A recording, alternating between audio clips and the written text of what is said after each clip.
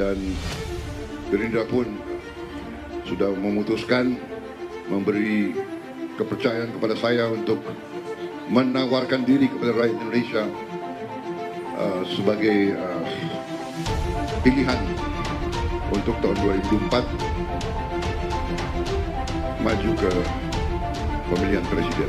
Paling tidak sejumlah survei opini publik menempatkan Prabowo Subianto sebagai kandidat presiden yang paling kuat. Saya kira cukup banyak. Artinya pertama, kami di Jawa Barat adalah merupakan lumbung suara Prabowo Subianto pada Pilpres yang lalu. Kemudian juga Gerindra di Jawa Barat juga memenangkan dalam pileknya, dan insya Allah melihat struktur kami yang sudah tertata dengan baik, maka kemudian saya kira kita tidak punya pilihan lain untuk kembali meminta Pak Prabowo Subianto sebagai calon presiden 2024.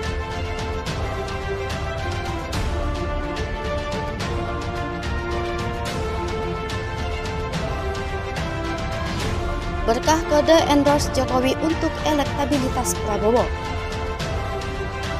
Endorsement dan Presiden Joko Widodo untuk Prabowo Subianto rupanya berbuah manis. Elektabilitas Prabowo di survei Indikator Politik Indonesia kini melejit. Survei ini digelar selama periode Februari dan Maret 2023. Adapun selama Februari melibatkan 1.200 responden dengan margin of error lebih kurang 2,9% pada tingkat kepercayaan 95%. Sementara di bulan Maret melibatkan 800 orang responden dengan margin of error lebih kurang 3,5% pada tingkat kepercayaan 95%. IPI mengklaim penarikan sampel menggunakan metode multi-stage random sampling berasal dari seluruh provinsi di Indonesia. Responden diwawancarai dengan metode tatap muka. Direktur Eksekutif IPI Burhanuddin Muhtadi memaparkan, cukup jarang terlihat pola elektabilitas capres yang menurun kemudian tiba-tiba meningkat. Terus terang kita agak jarang mendapatkan pola elektabilitas yang menurun, tiba-tiba meningkat.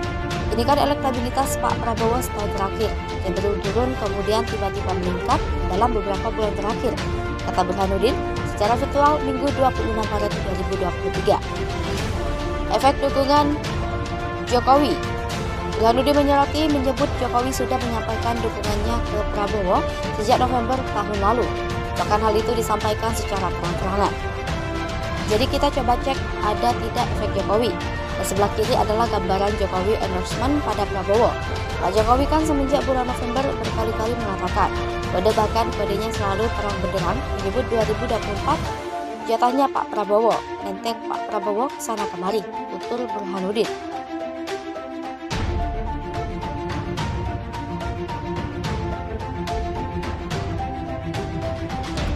Ganjar stagnan. Sementara, Burhanuddin menilai kode endorsement Jokowi terhadap Gubernur Jawa Tengah Ganjar Pranowo tak disampaikan secara eksplisit. Menurutnya beberapa bulan belakangan isyarat dukungan Jokowi lebih tampak jelas ke Prabowo. Kemudian kalau untuk Ganjar ada kodenya tapi biasanya pakai bahasa high profile, high context, misal rambut putih. Beberapa bulan belakangan saya kira lebih banyak ke Prabowo. Tadi ya. Ia menyebut pemilih Jokowi di 2019 yang akan memilih Prabowo cenderung akan habis apabila tanpa endorsement. Namun, paparnya hal ini berbeda saat Jokowi memberikan dukungan ke Prabowo. Kalau tidak ada endorsement Pak Jokowi, pemilih Pak Jokowi yang memilih Pak Prabowo tinggal menunggu waktu untuk habis. Ini trennya, tutur Burhanuddin. Kemudian ada endorsement Jokowi mengalami kenaikan. Nah, kalau kita bandingkan dengan tren yang belum ada endorsement, dengan ada endorsement itu kenaikan kurang lebih 2%, sambungnya. Prabowo meningkat, Anies menurun. Berdasarkan data temuan itu, Burhanuddin menyimpulkan tren menunjukkan dukungan terhadap Prabowo terlihat terus meningkat. Dukungan kepada Ganjar stagnan, sedangkan Anies terlihat menurun. Prabowo dukungannya cenderung meningkat, Ganjar relatif stagnan dan Anies terlihat ada pola penurunan. Hingga simulasi hit-to-hit dua calon, kata Burhanuddin. Berikut urutan elektabilitas capres 3 nama teratas berdasarkan hal survei IPI terbaru. 1. Ganjar Pranowo 36,8%.